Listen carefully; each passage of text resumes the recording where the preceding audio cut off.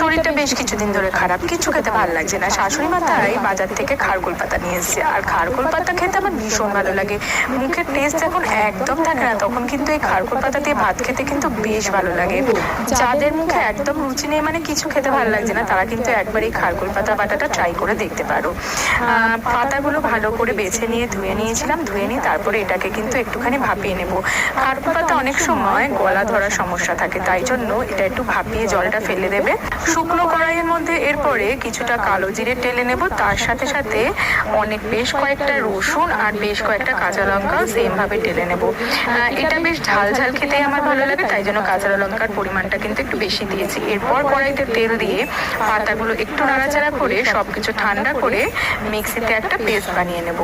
তারপর আর কি তেল গরম করে বেশ কিছুক্ষণ নাড়তে হবে, যতক্ষণ না পর্যন্ত বেশ শুকনো হয়ে আসছে ততক্ষণ পর্যন্ত কিন্তু এই বাটাটাকে নাড়তে হবে।